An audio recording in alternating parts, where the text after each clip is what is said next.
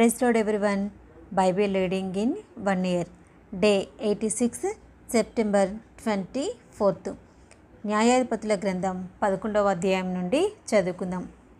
గిలాదు వాడైన యెఫ్తా పరాక్రమం గల బలాఢ్యుడు. అతడు వేశ్య కుమారుడు. గిలాదు యెఫ్తాను కనెను. గిలాదు భార్య అతనికి కుమారులను కనగా వారు పెద్దవారై యెఫ్తాతో, నీవు అన్యస్త్రీకి పుట్టినవాడవు కనుక మన తండ్రి ఇంట నీకు స్వాస్యం లేదనిది. యెఫ్తా తన సహోదరుల యొద్ద నుండి పారిపోయి టోబు దేశమున నివసింపగా అల్లరి జనము యెఫ్తా యొద్దకు వచ్చి అతనితో కూడా సంచరించుచుండెను. కొంతకాలమైన తర్వాత అమ్మోనీయులు ఇశ్రాయేలుతో యుద్ధము చేయగా అమ్మోనీయులు ఇశ్రాయేలుతో యుద్ధం చేసినందున గిలాదు పెద్దలు టోబు దేశం నుండి యెఫ్తాను రప్పించుటకు పోయి, నీవు వచ్చి మాకు అధిపతివై ఉండుము, అప్పుడు మనము అమ్మోనీయులతో యుద్ధం చేయుదుమని యెఫ్తాతో చెప్పిరి.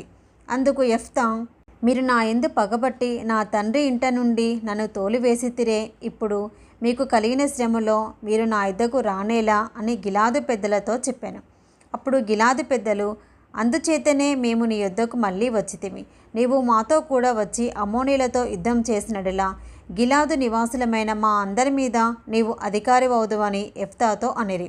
అందుకు యెఫ్తా, అమ్మోనీయులతో యుద్ధం చేయుటకు మీరు నన్ను గిలాదుకు తిరిగి తీసుకొని పోయిన మీదట యెహోవా వారిని నా చేతికి అప్పగించినడలా నేనే మీకు ప్రధాననవుదునా అని గిలాదు పెద్దలను అడగగా, గిలాదు పెద్దలు, నిశ్చయముగా మేము నీ మాట చొప్పున చేదుము, యెహోవా మన ఉభయుల మధ్యను సాక్షిగా ఉండునుగాక అని యెఫ్తాతో అనిరి. కాబట్టి యెఫ్తా గిలాదు పెద్దలతో కూడా పోయినప్పుడు జనులు తమకు ప్రధానునిగాను అధిపతినిగానే అతన్ని నియమించుకొనిరి. అప్పుడు యెఫ్తా మిస్పాలో యెహోవా సన్నిధిని తన సంగతి అంతయు వినిపించెను.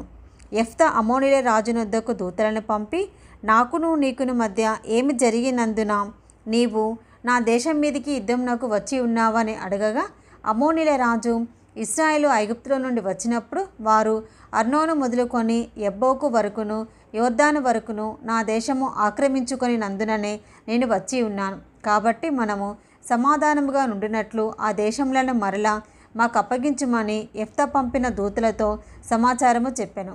అంతటా యెఫ్తా మరలా అమ్మోనీయుల రాజునొద్దకు దూతలను పంపి ఇట్లనెను.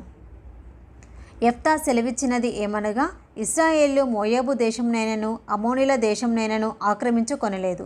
ఇశ్రాయేలు ఐగుప్తుల నుండి వచ్చుచుండగా వారు ఎర్ర సముద్రము వరకు అరణ్యంలో నడిచి కాదేషునకు వచ్చిరి. అప్పుడు ఇశ్రాయేలు ఏదోము రాజునొద్దకు దూతలను పంపి, నీ దేశము గుండా పోవుటకు దయచేసి నాకు సెలవిమ్మని అడగగా ఏదోము రాజు ఒప్పుకొనలేదు. వారు మోయాబు రాజునొద్దకు అట్టి వర్తమానమే పంపిరి, కానీ అతడును నేను సెలవీయనని చెప్పాను. అప్పుడు ఇశ్రాయేలు కాదేష్లో నివసించిరి. తర్వాత వారు అరణ్య ప్రయాణం చేయొచ్చు ఏదోమీల యొక్కయు మోయాబీల యొక్కయు దేశముల చుట్టూ తిరిగి మోయాబునకు తూర్పు దిక్కున కనాను దేశమందు ప్రవేశించి అర్నోను అద్దరిని దిగిరి. వారు మోయాబు సరిహద్దు లోపలికి పోలేదు. అర్నోను మోయాబునకు సరిహద్దు కదా. మరియు ఇశ్రాయేలు అమోరీల రాజైన సీహోనును హెష్బోను రాజునొద్దకు దూతలను పంపి, నీ దేశము గుండా మా స్థలమునకు మేము పోవునట్లు దయచేసి సెలవిమ్మని అతని యొద్ద మనవి చేయగా, సీహోను ఇశ్రాయేలును నమ్మక తన దేశంలో బడి వెళ్ళనీయక తన జనులందరినీ సమకూర్చుకొని యాహాసులో దిగి ఇశ్రాయేలుతో యుద్ధము చేశాను. అప్పుడు ఇశ్రాయేలు దేవుడైన యెహోవా ఆ సీహోనును అతని సమస్త జనమును ఇశ్రాయేలు చేతికి అప్పగింపగా వారు ఆ జనమును హతము చేసిన తర్వాత ఆ దేశ నివాసులైన అమ్మోనీయుల దేశమంతయు స్వాధీనపరుచుకొని అర్నోను నది మొదలుకొని యబ్బోకు వరకును అరణ్యము మొదలుకొని యోర్దాను వరకును అమోరీల ప్రాంతములన్నిటినీ స్వాధీనపరుచుకొనిరి. కాబట్టి ఇశ్రాయేలు దేవుడైన యెహోవా అమోరీలను తన జనులెదుట నిలవకుండా తోలివేసిన తర్వాత నీవు దానిని స్వతంత్రించుకొందువా? స్వాధీనపరుచుకొనుటకు కెమోషను నీ దేవత నీకిచ్చిన దానిని నీవు అనుభవించుచున్నావు కదా. మా దేవుడైన యెహోవా మా ఎదుట నుండి ఎవరిని తోలివేయునో వారి స్వాస్యమును మేము స్వాధీనపరుచుకుందాము. మోయాబు రాజైన సిప్పోరు కుమారుడగు బాలాకు కంటే నువ్వు ఏమాత్రమును అధికుడవు కావు కదా. అతడు ఇశ్రాయేలుతో ఎప్పుడైనాను కలహించెనా? ఎప్పుడైనాను వారితో యుద్ధము చేసెనా? ఇశ్రాయేలు హెష్బోనులోను దాని ఊరులలోను అరోయేరులోను దాని ఊరులలోను అర్నోను తీరముల పట్టణములన్నిటిలోనూ 300 సంవత్సరముల నుండి నివసించుచుండగా ఆ కాలమున నీవేళ వాటిని పట్టుకొనలేదు.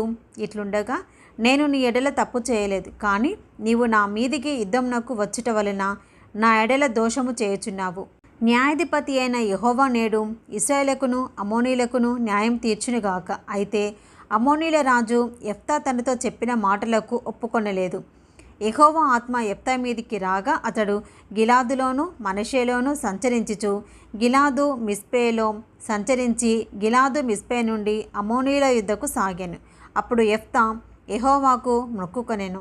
ఎట్లనగా, నీవు నా చేతికి అమ్మోనీయులను నిశ్చయముగా అప్పగించినడలా నేను అమ్మోనీయుల యుద్ధ నుండి క్షేమముగా తిరిగి వచ్చినప్పుడు నన్ను ఎదుర్కొనుటకు నా ఇంటి ద్వారం నుండి బయలుదేరి వచ్చినదేదో అది యెహోవాకు ప్రతిష్ఠితమగును, మరియు దహన బలిగా దానిని అర్పించెదను అనెను. అప్పుడు యెఫ్తా అమ్మోనీయులతో యుద్ధం చేయుటకు వారి యుద్ధకు సాగిపోయినప్పుడు యెహోవా అతని చేతికి వారిని అప్పగించెను. కనుక అతడు వారిని, అనగా అరోయేరు మొదలుకొని మిన్నీతుకు వచ్చే వరకు అబేల్కా రామేము వరకును 20 పట్టణములను వారిని నిశ్శేషముగా హతము చేసెను. అట్లు అమ్మోనీయులు ఇశ్రాయేలు ఎదుట నిలవకుండా అణిచివేయబడిరి. యెఫ్తా మిస్పాలనున్న తన ఇంటికి వచ్చినప్పుడు అతని కుమార్తె తంబురలతోనూ నాట్యముతోనూ బయలుదేరి అతనిని ఎదుర్కొనెను. ఆమె గాక అతనికి మగ సంతానమే కానీ ఆడు సంతానమే కానీ లేదు. కాబట్టి అతడు ఆమెను చూచి తన బట్టలను చింపుకొని, అయ్యో నా కుమారి, నీవు నన్ను బహుగా కృంగచేసితివి. నీవు నన్ను తల్లడింప చేయు వారిలో ఒకతివై ఉన్నావు. నేను యెహోవాకు మాట ఇచ్చి ఉన్నాను కనుక వెనుక తీయలేననగా, ఆమె, నా తండ్రి, యెహోవాకు మాట ఇచ్చి ఉంటివా? నీ నోటి నుండి బయలుదేరిన మాట చొప్పున నాకు చేయము. యెహోవా నీ శత్రువులైన అమ్మోనీయుల మీద పగ తీర్చుకొని ఉన్నాడని అతనితో అనెను. మరియు ఆమె నా కొరకు చేయవలసినది ఏమనగా, 2 నెలల వరకు నన్ను విడువుము. నేనును నా చెలికత్తెలను పోయి కొండల మీద ఉండి నా కన్యత్వమును గూర్చి ప్రలాపించిదనని తండ్రితో చెప్పగా అతడు పొమ్మని చెప్పి 2 నెలల వరకు ఆమెను పోనిచ్చాను. కనుక ఆమె తన చెలికత్తెలతో కూడా పోయి కొండల మీద తన కన్యత్వమును గూర్చి ప్రలాపించెను.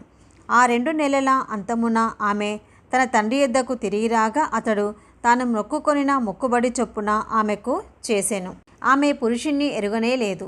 ప్రతి సంవత్సరమున ఇశ్రాయేలీల కుమార్తెలు 4 దినములు గిలాదు దేశస్థుడైన యెఫ్తా కుమార్తెకు ప్రసిద్ధి చేయుట కద్దు. న్యాయాధిపతుల గ్రంథం 12వ అధ్యాయము. ఎఫ్రాయిమీయులు కూడుకొని ఉత్తర దిక్కునకు పోయి, నీవు అమ్మోనీయులతో యుద్ధము చేయబోయినప్పుడు నీతో వచ్చుటకు మమ్ము నేల పిలవలేదు. నీవు కాపురమున్న నీ ఇంటిని అగ్నితో కాల్చివేయదమని యెఫ్తాతో చెప్పగా, యెఫ్తా, నాకును నా జనులకును అమ్మోనీయులతో గొప్ప కలహము కలిగినప్పుడు నేను మిమ్మల్ని పిలిచి తిని, కానీ మీరు వారి చేతుల నుండి నన్ను రక్షింపలేదు.